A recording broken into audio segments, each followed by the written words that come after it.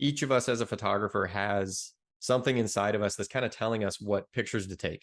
I think most of the time we brush that off. That thing knows what's going to make us happy, but we start questioning it. Oh, well, what's the point of that photo? I saw a photo like that already that someone else took. That's the side of us that we need to like tamp down and just let that thing come up that says, hey, you should go take this photo. Why? Don't worry about it. Just go take it. And then if you go out and take it, it may end up being one of your best photos ever, and people may love it. And then you can kind of trust that inner voice more. Welcome to episode 319 of the Beginner Photography Podcast, brought to you by CloudSpot, the easiest way to deliver and sell photos online.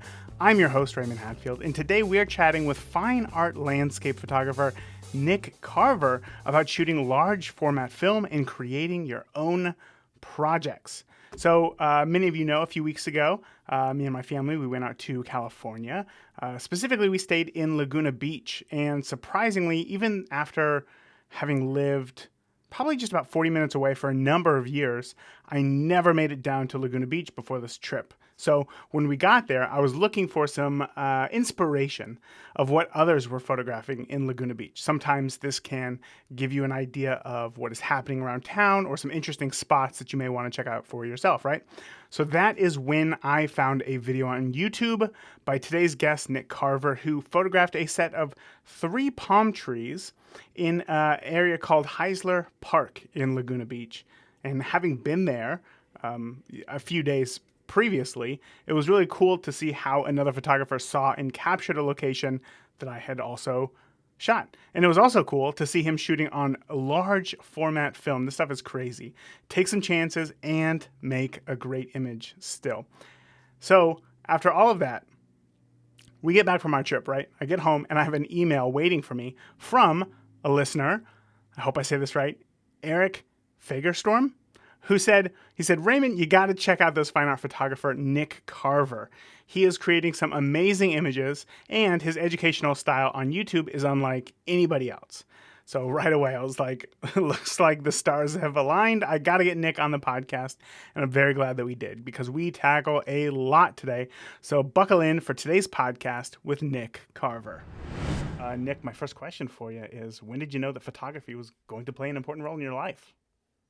I was lucky to find it pretty young. I was probably about 12. There was a class in my middle school that wasn't a photography class. It was actually it's called a technology class, and it had little modules. You could study things for like 2 weeks at a time. So there's like a wood shop section and a robotics section, all that kind of stuff. And one of them was darkroom. Mm-hmm. So it was long enough ago that it was black and white darkroom photography, which is really cool. My friend really wanted to do it, and I said, that sounds stupid. Photography sounds super boring. But he kept pushing and pushing, and I took it and kind of fell in love immediately. About a year later, convinced my parents to buy me a 35 millimeter film camera from a pawn shop.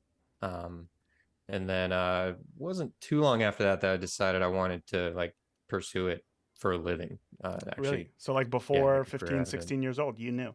Yeah, it was right about that time. So kind of early high school. I just decided, I don't know, I guess I hadn't really been thinking much about what I wanted to do with my life after high school up until that point. But then that's kind of when that starts coming in, in high school, they start prepping you for college and doing all that crazy stuff, which I do not miss because that was just unbelievable amount of stress. Same. But Yeah.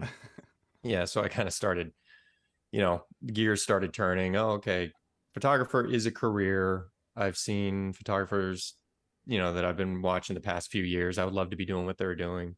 Um, Little did I know what I thought they were doing was not at all a career. And I had to disabuse myself of a lot of ideas of what making a living as a photographer actually is, because I just had it wrong. But that was a long journey that, that started there. It took me probably a decade before I really realized how to make, a good living as a photographer. But So what? decided pretty early it's what I wanted to do. That's awesome. So you Yeah. thought that photographers were just like taking photos all day long on beaches or something, and that was it? Yeah, well, the ones I looked up to were all nature photographers. Mm. So these guys aren't as in the photography zeitgeist anymore, but it'd be like Art Wolf, Franz Lanting, Thomas Mangelson. These guys are the very like nature based, and a couple of them are National Geographic photographers. And I was looking at their books, and I was looking at, back then there weren't even much of in the way of websites. It was, but I had this idea of, they were just going out and taking pictures of beautiful scenery, and someone was paying them, and they were clearly making a living at it because they weren't doing anything else. And Thomas Mangelson, especially, he had galleries all over the place. He had one in Santa Barbara, and a few other places I visited. And he'd have these big, beautiful prints, and they were really cool because he was shooting all film, and he was doing cyberchrome prints or ilfochrome prints, which is, for anyone who doesn't know that's listening, that's when you make a print from the negative directly, but it's not from a negative, it's from a positive. So he's shooting reversal film, which again, for anyone who doesn't know, reversal film is the opposite of a negative. It's actually a positive image. So when you put it on the light table, you're looking at the correct image. It's actually really cool. So that's what they used to use to project images for slideshows. But you used to be able to make prints from those directly onto this paper that was just gorgeous, and the prints were huge, and he was shooting panoramic a lot of the time, 6x17 formats, which I later got into. But I saw all these prints on the walls, and I thought, I was 13, 14 years old. I'm like, this is what I want to do for a living. I just want to decide to take a trip to Alaska, take a bunch of pretty pictures, and then put them on a wall, and people are going to be flocking to the store, and they're going to be buying all my prints, and that's how I'm going to make my living. And that is what I went into photography planning to do, and that fell apart pretty quick. Just nothing but self assignments, hoping that people would be busting down their doors and Yeah, paying everyone's money. going to want my photos, Yeah. obviously. I want to take Yeah. a step back before we move forward here. Talking about this technology class, you said that there was like robotics and a few other things, and photography was like the last thing on your list. So when Mm-hmm. you got into photography, like what was it about it that made you think like, you know what, actually this is pretty awesome, and decide to go forward with that instead of something, I don't know, futuristic like robotics? Is actually the tactile experience of it. So, like, I think if it had been digital photography, I probably wouldn't have caught on to it. It was Mm. the darkroom process that really grabbed me, because like I wanted to do the woodshop section because I wanted to do something with my hands. I like working with my hands. I like building things. I like creating something that I can actually pick up at the end of it. Um, and the photography side of it, I didn't know anything about. Like, okay, you're going to take a picture, but then you're going to have to load the film into a canister in the dark, and then you're going to have to pour chemicals into it, and you're going to have to then put that negative into an enlarger and create a print. I didn't know about all that tactical side of photography. I thought you just take your film to the local drugstore and they give you Took prints. care of it, yeah. So when I got into the dark room, that's when I was like, this is freaking awesome. Like I'm making something. It's an involved process. There's a lot to do. Um, and it's a creative process, which I've always been more attracted to creative endeavors throughout my entire life. So it kind of checked all the boxes for me in terms of tactile stuff I could work with, creativity, and it's just a lot of fun working in a dark room. Sure, sure.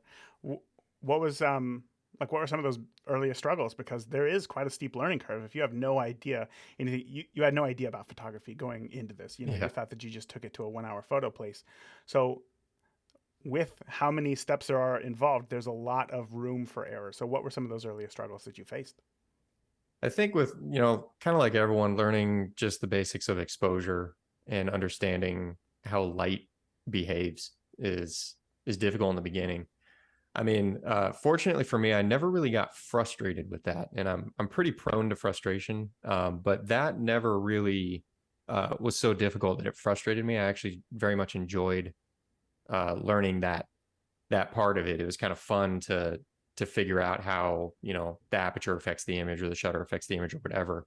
Um, Most of my difficulties, I think, came with struggling with finding my own voice as a photographer and as an artist, and then also how to parlay that into an actual living. Hmm. That was very difficult to figure out and took a long time. And as far as finding my own voice and finding my own creativity, I feel like that's still a constant struggle. I've been doing this 22, 23 years, something like that. And I still feel like there's a lot more to evolve on that. Becoming a photographer that isn't just copying other photographers, Hmm. in some sense. And I still feel like I'm doing that a lot of the time. So that was a struggle early on and continues to be. You still feel like you emulate a lot of photographers often? Yeah. It's I tend not to consume very much photography Hmm.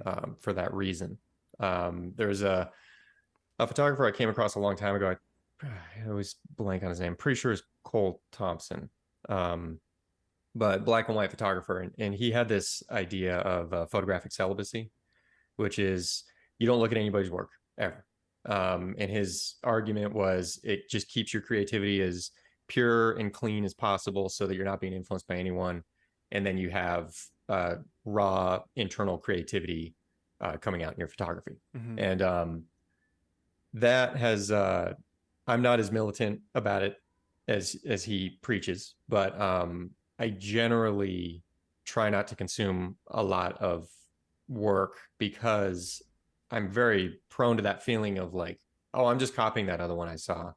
And I'm very prone to like, if I see a photo that's really freaking awesome, I really want to create that same photo. Yeah. And I don't want that to be a driving force in my photography at all. Um, so like I've gotten through a lot of the difficulties of that to where now I don't consume a ton of photography is a big help. I'm also just having done it long enough, I'm more comfortable with um, what I want to create in photos rather than what I think everyone else wants to see, Hmm. which is a difficult hurdle to get over because especially with social media and stuff now, you really want kind of natural to want to create photos that people are going to like. Sure. But um, having done it as long as I have, I'm a little bit past that.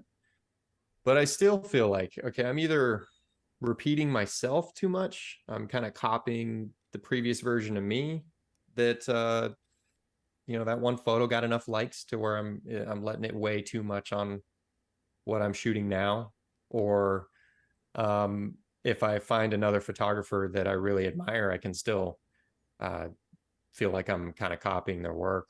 I mean, the perfect example is I don't consume a lot of photography, but one of the ones that I do really consume, I love his work, is Gregory Crutzen. Um, creates these really surreal kind of cinematic scenes of people in kind of Midwest and environments and stuff like that. It's hard to describe without seeing it, but my work is very strongly influenced by his, and it still is. And I don't want to copy him, but the way he works with lighting and all that kind of stuff, I'm ultimately kind of trying to emulate that. So Hmm. I don't even like having that much influence on my work, but um, that's about as good as I can get it right now to where there's just one photographer that's kind of influencing what I'm doing, but I don't feel like I'm directly copying anyone at the moment. But that can always come back, that feeling. That's interesting. I often feel the same feeling if I spend too much time looking at somebody.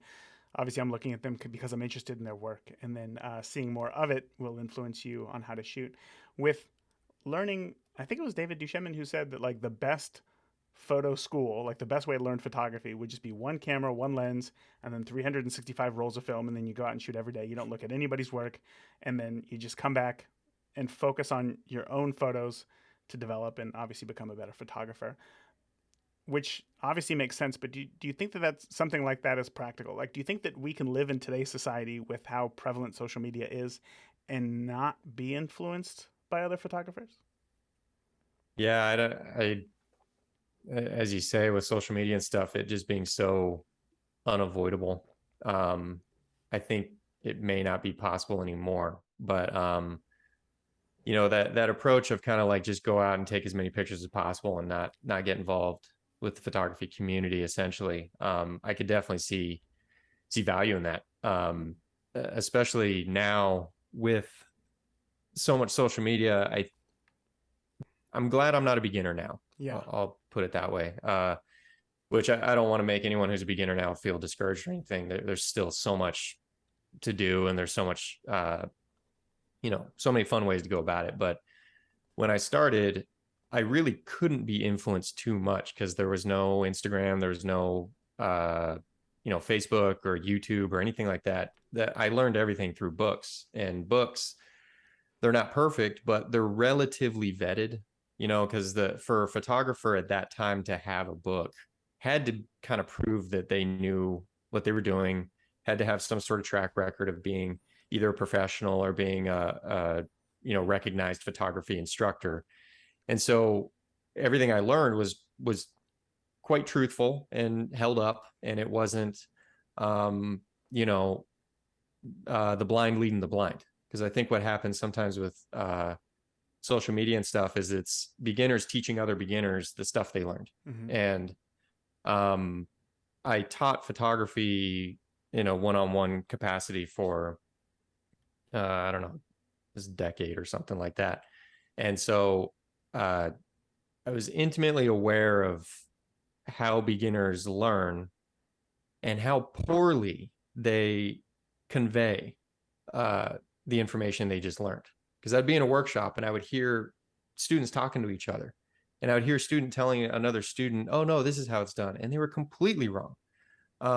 So there's just this problem now, I think, where you can get too much influence from people who aren't really fully developed themselves Mm-hmm. as photographers, and that can be probably not great for your photography, I would think, in the beginning. It's probably not even great later on in photography. But I mean, then again, on the flip side of that token, there's so many more ways to learn now, so you can probably learn a lot quicker than when I started. But yeah, it's hard to keep those inspirational avenues clear today, because you really can't avoid photos. I mean, unless you're Difficult. completely off the internet, Mm-hmm. can't avoid them. They're everywhere. How do you think we solve that issue then of finding the right educator for you? Do you think that learning online is still a viable option, or do you think that these things should all be done in a, I don't know, classroom setting or something? Or does it depend on the Uh, person? yeah, I think it depends on the teacher. I've known in-person instructors that are fantastic. I've known ones that are terrible. And same thing with online. I think probably the best way someone can kind of learn this stuff is learn from multiple sources and then try everything Right. and see what actually works out for you. And as I say in my own courses, there's usually more than one way to skin a cat. So if you learn uh, something and then find another instructor going directly contradictory to that, saying that's not how it's done at all, there's a good chance they're both right. It's just two different ways to do it. And so you kind of have to try both ways and see if one of them is less efficient than the other, or see if one of them jives better with your style. So I think it's a lot more sifting through information for modern photographers. I think that it's just kind of information overload, but don't get too attached to one photographer or one instructor, because there might be other ways to do it that are better or just work better with your style or whatever. And it's good to learn as much as possible, but then you really got to go out and actually apply it in the field to see what works. Mm-hmm.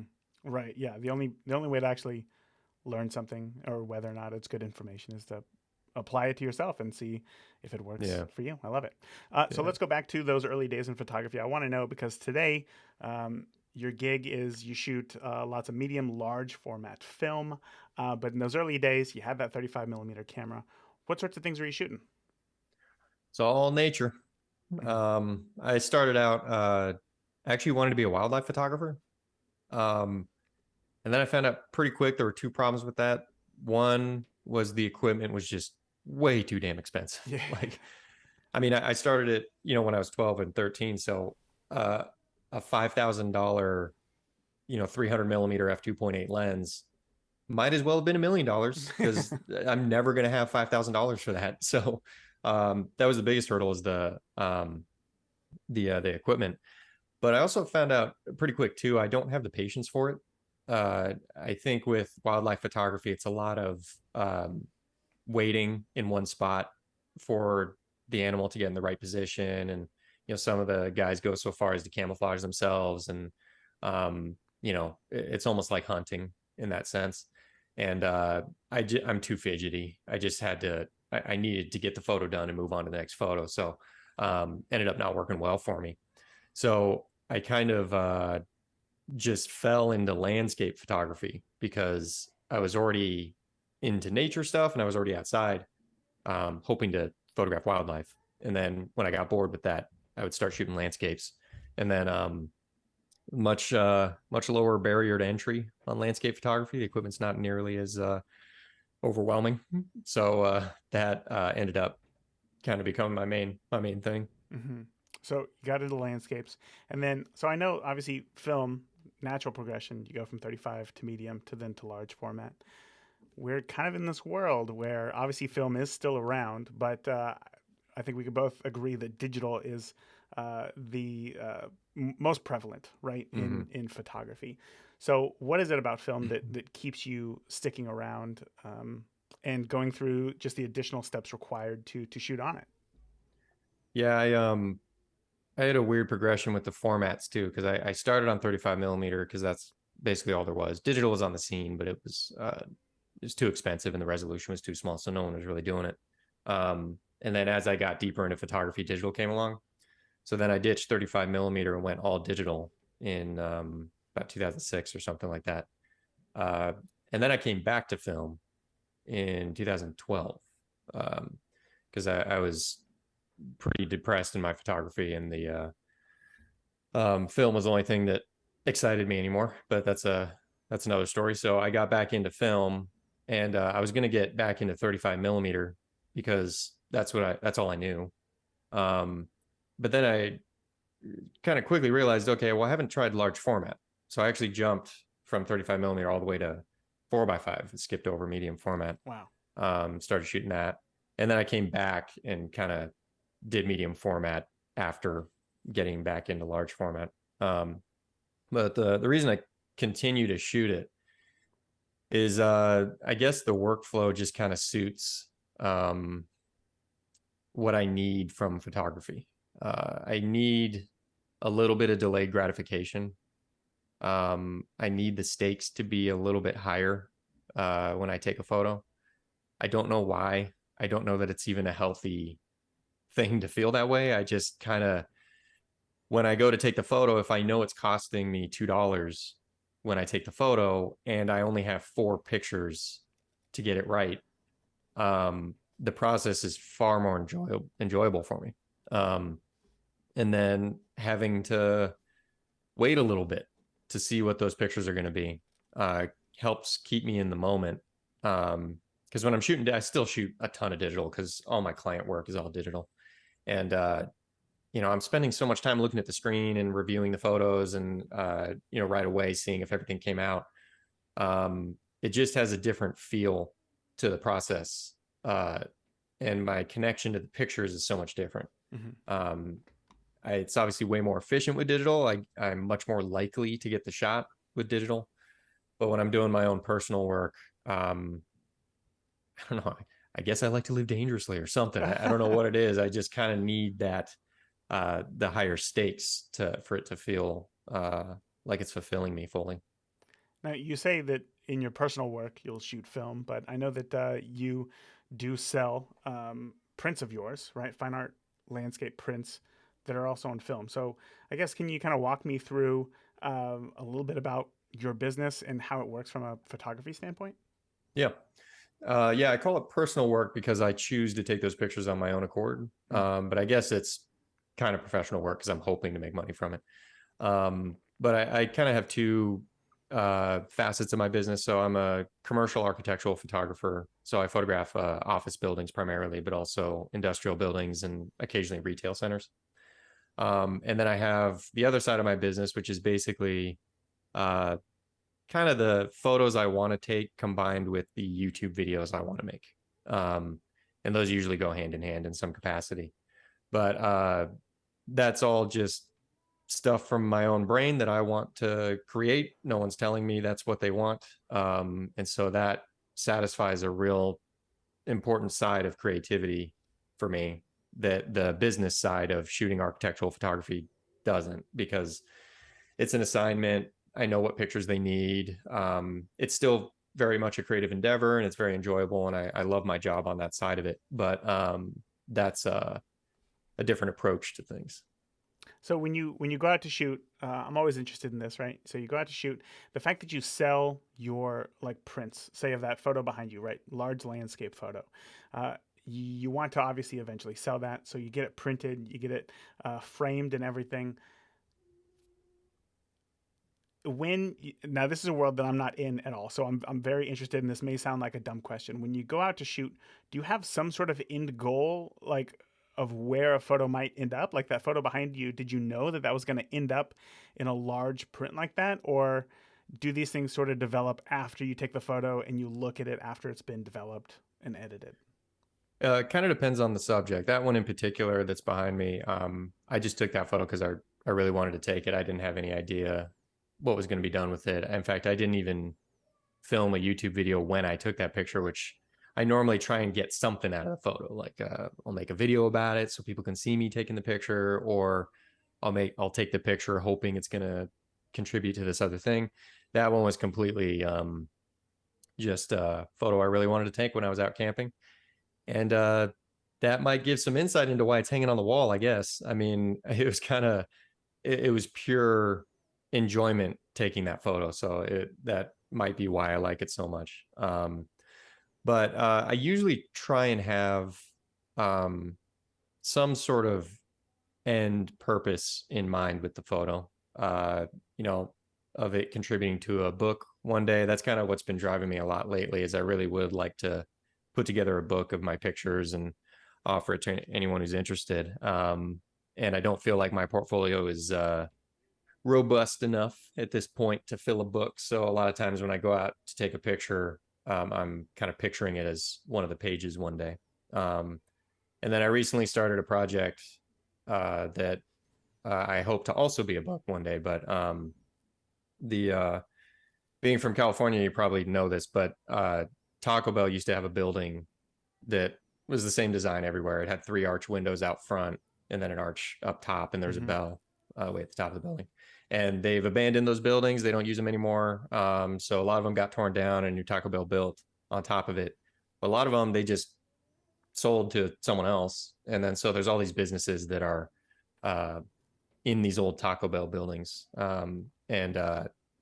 So the project I have right now is, I'm calling it Previously Taco Bell. Mm-hmm. And I just want to go photograph as many of them as I can find with, you know, cool terrain around them and all that kind of stuff. And that's been a nice thing to kind of get me excited to go out and take pictures. Because some photographers do really well with the approach of, I'm just going to put myself in some environment and see what pictures arise. You know, I'm just going to find pictures when I get there. I don't really do too well with that approach. I work much better if I kind of give myself an assignment. So if I am working on this project, it's contributing to a book or it's contributing to a print I want to make or something like that, that I tend to be much more excited about going out to take pictures, and it kind of keeps me focused. So yeah, the Previously Taco Bell project is what's got me going right now, but who knows how long that'll last. Sometimes these things fade out. Right. You know? I get that. Yeah, especially Yeah. with personal projects. And for something like a building, we have one in our town that is now a froyo place. Oh, And really? it's hilarious. I mean, it's right like in front of a school and stuff. But right next door to it is one of the newly built Taco Bells. So, I'm finding that's the case for a lot of these. There'll be one of these old buildings, and then just within eye shot, there's a yeah. new Taco Bell. So Yeah. they just moved just a little bit down. Obviously, a successful location. Yeah, But right. Like I'm that's gonna what was hit you up holding for them that back before. location. Okay. Yeah, I'm I'll gonna be hit you up for checking that it. address because I'm building up a list of every Previously Taco Bell I can find. Yeah. And yeah, for anyone who's listening, mail at previouslytacobell.com. If you know of one in your area, please let me know, because I'm planning on doing a road trip at some point. We'll put that in the show notes just in case anybody Yeah, yeah. wants to get that if they're driving right now. That is too And funny. previously TacoBell.com if they want to see the photos I've taken so far. Oh, But that's the whole wonderful. project's going to be on film, so large format film and medium format film, and shooting it the way I like to shoot it. And hopefully it'll be a book one day if I get enough of them. Should be fun. So this isn't where the interview was going, but now I'm interested in this. Have you made mini books like this before? No, I've actually only ever made books for personal use, so like from vacations or whatever. Sure, sure. Um, and it's so gratifying making a book. It is like one of the best things in the world to flip through this book that you've worked so hard on, and it's all these pictures. So I'm really interested to do it. I'm really excited to do it. I just haven't felt that I have a collection of images worthy of a book yet. Mm-hmm. But hopefully, maybe this previously talked about project will We'll get there. be the Yeah, one. I like it. Yeah. So when it comes to, let's get back to landscape photography here a little bit. I want to know, lots of people today can go out either with their iPhone or, their entry level camera and say that they love landscape photography and go out and take these photos, right?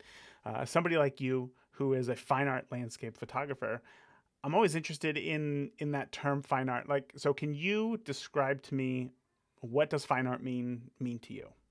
Yeah. Yeah. So that term fine art um, always makes me cringe a little bit when I use it. Because it's such a strange term. It feels like you're really putting your own work up on a pedestal when you call it fine art, but I just don't know any other word for it. I've called it wall art, but that somehow makes it sound really terrible. So I don't really know what to call it. But yeah, so fine art, yeah, man, there's a I got a lot of thoughts on this, but the photography is such an interesting art form because it's not taken that seriously in like the real art world, So like modern art museums and all that kind of stuff, they don't really take photography all that seriously. It's a lot better than it used to be, but for a time, I mean, it was a joke. I mean, it was not considered an art form for a very, very long time. Um, and then so kind of what that world calls fine art photography. Um, can sometimes just be kind of weird photography that's not really anything that a photographer would admire or appreciate. It's just kind of, I mean, it's like any modern art. You look at a rock on a pedestal and it's called modern art and people, roll their eyes. I think some fine art, some photography, which is categorized as fine art, can sometimes fall into that category. But for the rest of us, um, I kind of view fine art photography as just a catch-all term for making prints that people would want to hang on their walls. And so that's why I've sometimes called it wall art. And that avenue of my business was the thing that I wanted to do originally. So when I saw Thomas Mangelson's galleries and um, a more modern version of Thomas Mangelson would be Peter Lick. I'm sure a lot of people know Peter Lick. Peter Lick is the modern version. Mm-hmm. But that's what I wanted is just like, okay, prints that people want to hang on their walls and, sell them for a bunch of money, limited editions, all that kind of stuff. And then that's one of the ideas I had to be disabused of pretty quick in my photography journey, my photography career, because I found out that's not really a job, and that doesn't really exist as a viable income source. Mm-hmm. Like I have prints for sale on my website. I don't sell more than a dozen prints per year, and I'm fairly well known in the photography world. So if anyone's gonna be able to sell a few, it'd probably be me because I got a good YouTube following. But I don't sell too many. It's And if you think about it, how many you're really going to sell? How many people have walls that need artwork on it and are willing to drop a pretty penny for a unique print? Most people just go to Target and pick up, washed out picture of a steer with the long horns. The photo everyone has. Yeah, right. Um, so yeah, I really enjoy offering prints. I love it when people buy it. It's hugely flattering, especially when they get shipped to, another hemisphere and that kind of thing. But it's more for the enjoyment than the reliance on the income for sure. Okay, so then I guess what I'm trying to get at here is when you're out there actually shooting, right? What is it that you are doing? Now, this may sound like a stupid question. What is it that you are doing to ensure that your photo is different than somebody who just grabs their iPhone, holds up their phone, snaps it, goes back to Yeah. camping, drinking beers, doing whatever they were doing? Yeah. Yeah. That's not a stupid question at all. That's kind of that's the whole struggle. That basically sums up a struggle of my life right there. Just how can I take this photo so that it's going to mean something more than just a snapshot Yeah. of this place? How have you done Or that? even taken to the extreme, because I shoot a lot of buildings in urban areas now. How am I going to take a photo that's better or more meaningful than the Google Street View that Mm, came by 3 months earlier and has a shot of all these things, and you can pan around and see the building fully. Um, I've tried to have my work be steered more by a gut feeling than anything, and a gut feeling of like I just want to see this photo. That's really all it boils down to. Um, and one thing that kind of stuck with me that I heard a long, long time ago, actually from a comedian on a podcast, uh, he said, "Isn't the point of art to create something you haven't seen before?" And he said it like kind of exclaiming, like, "Isn't that why we're doing all this?" Like he was kind of yeah. joking about it, but it really stuck with me. It's like, oh yeah, that's really what I'm trying to do. I'm trying to create something I haven't seen yet. And I think that's what a lot of photographers are doing, at least at least once we all get bored of just making the best impression of the photographer we like, Hmm. which I did for many, many years. So I had many years of just doing the best version of a Thomas Mangelson photo, or my best impression of a Galen Rowell photo, or whatever. Um, but then eventually that gets kind of boring. So I try and just create photos of things I haven't really seen before, things I would like to see. And then in terms of like a more nuts and bolts technical aspect to how you make it more um, unique, or to stand out better, for me, it's all the quality of the light. Um, Timing is massive. The cloud cover is massive. Um, and putting the dedication into going back multiple times if that's what it requires. I've had many photos where I've gone back 6 or 7 times just scouting it or hoping the light is going to be perfect. And it's a picture of a freaking tire shop, or it's something that is so meaningless on the surface. But if I can get it at just the right conditions, it's going to scratch that itch in the creative side of my brain to where I feel like I've done something. I've made something new, and the photo may not end up meaning anything to anybody, and maybe that's a failure in that sense. But in the sense of the process of photography is going the way I want it to go, or it's satisfying what I need from it, it's a success. And then hopefully, all that work I put into it makes that photo an art piece instead of a snapshot from a phone. Because I put in the effort of making sure that the light was just right and the timing was just right. Um, and I don't know, I feel like, those old jokes of stuff of like, you could frame a blank canvas on a wall in a modern art museum, and just the fact that it's framed and it's in a modern art museum, it'll go for $100,000. Sure. And there's nothing on the canvas. Um, and there's probably some truth to that I'm relying on. The fact that I made a video about it and I went through all the process of all the work I put into it, and now it's framed and hanging on the wall. Maybe that's the only thing that's really giving it that much value. But you know, I guess that's a risk I have to take, and just kind of keep taking photos that I want to see and that I haven't seen before. Hmm. Um, and hopefully it'll come out in the wash and people will think it's better than an iPhone snapshot.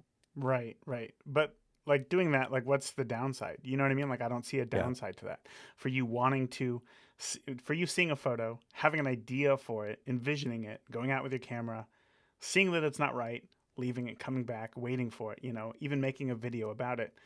I don't see any sort of downside to it. And I don't think that that necessarily artificially inflates the worth of a photo at all. Yeah. Yeah. Especially because when it comes to photography, one of the things that I'm struggling with now as I figure out how to transition out of wedding photography into something else is more of that, like learning to trust myself as an artist rather than, well, here on a wedding day, I know that I need to get X, Y, Z, and then everything else I can kind of do myself. Um, and I think that I'm kind of coming to the conclusion of like going back to what you said. Like, if you can just be, if you can abstain from seeing other people's artwork, you'll have to create art that you like. And at the end of the day, that should be all that matters, Mm-hmm. right? But when it comes to owning a business, right, dollars also matter. So, is there anything that you do to, I don't want to say ensure that prints get sold, but I guess just, ensure that your clients will actually like the photos that you're taking or anything like that? Does that question make sense, or is that a terrible question?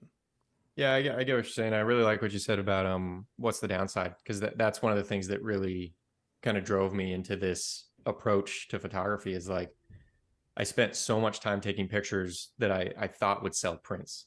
And I was doing like real high saturation landscape stuff with kind of epic foregrounds, a lot of wide angle, stuff that I thought people wanted to hang on their wall. And that steered me for so long. And it was miserable. Because first off, no one was buying the pictures. So you feel like you're failing in that sense. But also I wasn't really taking the pictures that I absolutely wanted to take. Um, and then I eventually just kind of said, screw it. I'm just going to start taking photos I want to take then. Because if they're not going to sell anyway, I might as well take photos that I want to take. And ironically, is that's when I started to get more popular, and that's when people started to notice my work more. Um, so there really is no downside. Like, just go out and take the pictures you really want to take. Um, Unless you are currently selling a million prints of the photos you're taking now that you don't want to take, there's no downside to ditching that. It's like, and there's no risk really. You take the photos you want to take, you're going to feel better. You're going to enjoy photography more. You're more likely to stick with it, and your work is much more likely to get better. Um, and I think that's, I mean, we're all doing this because we like photography and we enjoy it. Yeah. So whatever it takes to keep you enjoying it is what has to be done. And if people like the photos or not is kind of out of your control. But I really feel like each of us as a photographer has something inside of us that's kind of telling us what pictures to take. And I think most of the time we brush that off. And that thing knows what's going to make us happy. Like it knows what photo is gonna satisfy our desire to create something. But we start questioning it. Oh, well, what's the point of that photo? I saw a photo like that already that someone else took. Is this going to sell as a print, or is anyone going to want this, or whatever? Um, that's the side of us that we need to like tamp down and just let that thing come up that says, "Hey, you should go take this photo." Why? Don't worry about it. Just go take it. Mm. And then if you go out and take it, it may end up being one of your best photos ever, and people may love it. And then you can kind of trust that inner voice more.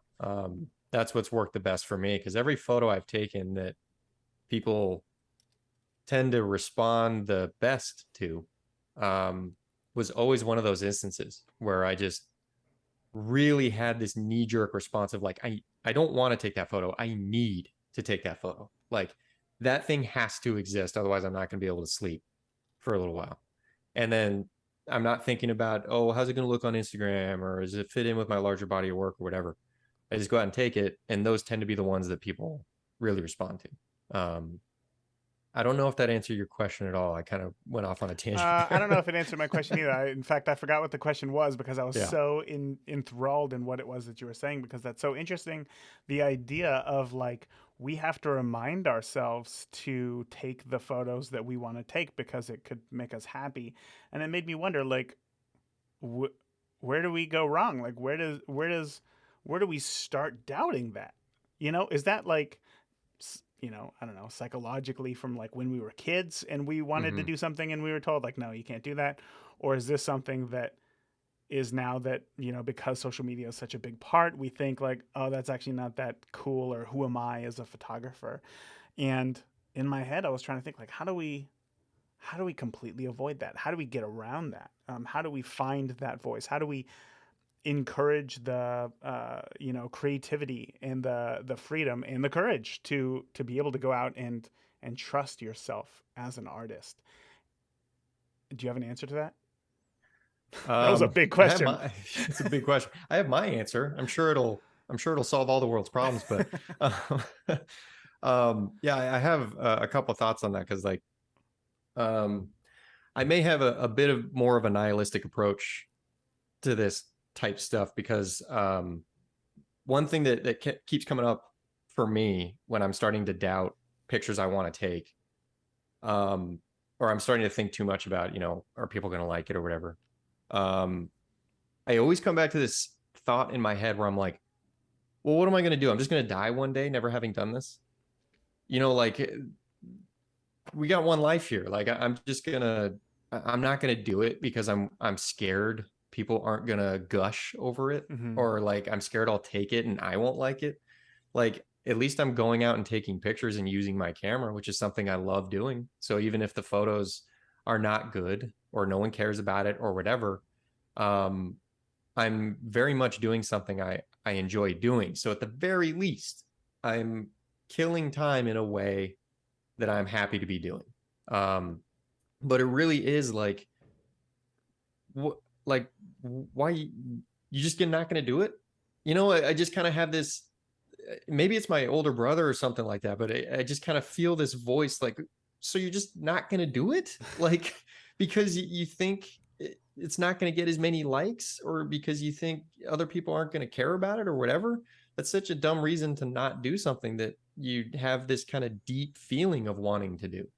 um and I just watched this documentary the other night. It's called The Most Hated Man on the Internet, Mm. and it's about this guy at a website called Is Anyone Up, and he's a terrible person, and his whole persona was like, I don't give a f, and I don't care what people think about me, and all this kind of stuff. And he had all these people kind of admiring him for that. And there is a certain part of our society that kind of admires, like, uh don't care what people think, and you do you, and all that kind of stuff. And that's great. I'm basically preaching that right now. But it's good that we all want to please other people. Mm-hmm. Like, it's good that we want our photos to be liked by people. Because if you don't have that in you, you're a sociopath. Like, Like that guy was. those are the people that become serial killers. They don't care what anyone thinks. They don't care what anybody thinks of them. Like, that's not healthy. Mm-hmm. Mm-hmm. So, as photographers, I think maybe it'd be good to acknowledge, like, it's nothing to be ashamed of, or it's nothing to dislike about yourself, that you want your photos to get likes. You want your photos to have an impact on people. It's not just that you're, some dumb Gen Z who wants the likes. Like, older people can sometimes really denigrate that, of like, oh, you care so much about your likes. Yes, I want people to like what I'm doing because Yeah. I'm a human, and I want to connect with other people, and I want to be accepted by the tribe and all that stuff.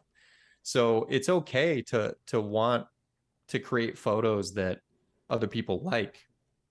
I guess what I'm trying to say is, you will create photos people like if you stop trying to create photos people like, and you just really listen to your inner self. um, that's when my photos really started to reach people in the ways that I wanted them to. Back when I was doing the high saturation landscapey stuff, you would get a lot of wows and oohs and ahs and all that kind of stuff, but um, it it wasn't reaching people in the way I want to reach them. It didn't feel deep. It didn't feel like they were getting any sense of who I am, or what I'm about. It was just felt like kind of cheap tricks to get people to want them. So I think if you start just taking the pictures you really feel that itch to take, it probably will, maybe not right away, but it'll probably evolve to work that people really do like. So then you can kind of have your cake and eat it too. Yeah. If we ever get to the point to where like brain implants are like just universally a thing, I'm definitely gonna have the older brother, program running to just motivate me to go do stuff. Yeah. I love Yeah. that Yeah. idea.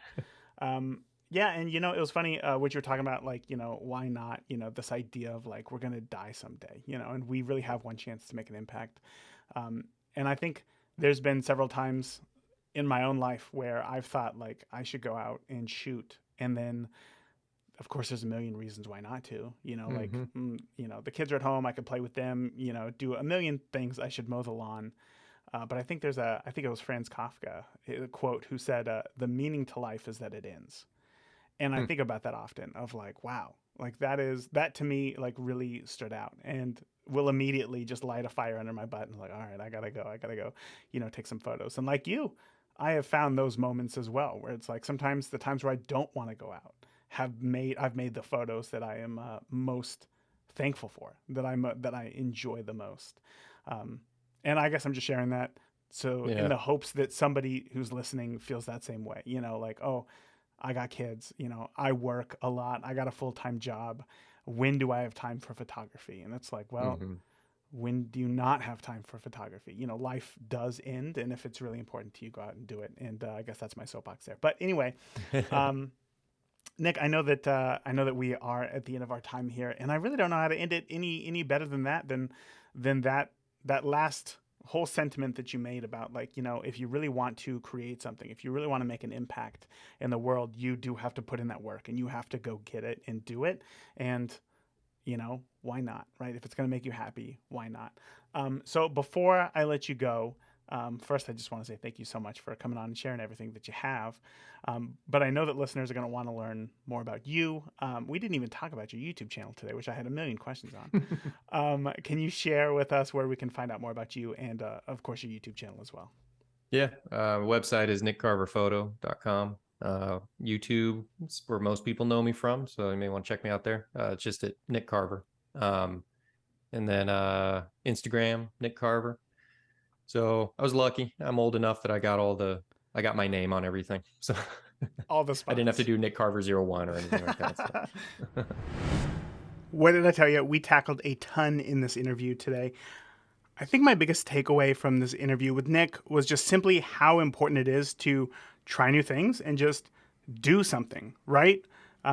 He had been shooting on digital before, and yet, despite being able to go out, take photos, come back, be able to see those photos, edit those photos, he still decided to take a chance on large format photography and, doing his own projects, going out and just having an idea about something that might look interesting. And he will go out and he will capture it. He will photograph it. And I think that all ties into, once again, just trying new things, because if you're just doing the same thing over and over and over again, I think there's something to be said for like you can get better and better each time. But I think for most of us, if photography is a hobby, or even if photography is your bread and butter, how you make money, doing something over and over and over again can feel very monotonous and feel like, okay, I'm just doing this grind here. So seeing Nick be able to go out and just try new things is really cool. And I think that really is my biggest takeaway. Now, I want to take a moment before we leave to showcase Chris, who we're going to call our listener of the week for leaving the podcast a 5-star rating and review in Apple Podcast app. Chris says, I found the show totally by accident on the road driving over Thanksgiving. I started listening and love it, especially episode 272 that was with Nick and Kate Story.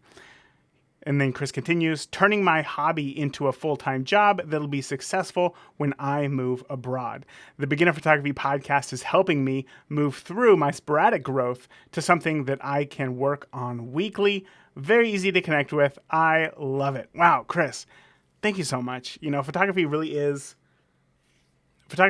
about making small moves forward every day, right? Like it's it's better to take baby steps forward every day than, leaps and jumps maybe once a week or once a month. It's those baby steps that are going to compound over time. And I'm glad that you are enjoying the podcast and that you are putting in the work to become the photographer that you want to be. Now, if you are listening and you're enjoying the show, I cannot tell you how helpful a review or a rating for the show is. It just lets me know that I'm on the right track, creating podcasts that are helping you on your photo journey. So if you are listening in the Apple Podcast app, you can leave a rating and a review. If you're listening on Spotify, which an increasing number of people are, then you can leave a podcast, or you can leave the podcast a star rating right on the show's main page. And I would, again, really appreciate if you did that. So that is it for this week. Thank you again so much for tuning in to this week's episode of the Beginner Photography Podcast, brought to you by CloudSpot, which is the easiest way to deliver and sell photos online. If you want to learn more about CloudSpot, just head over to deliverphotos.com. And remember, the more that you shoot today, the better you will be tomorrow. Talk to you soon. Thank you for listening to the Beginner Photography Podcast. If you enjoy the show, consider leaving a review in iTunes. Keep shooting, and we'll see you next week.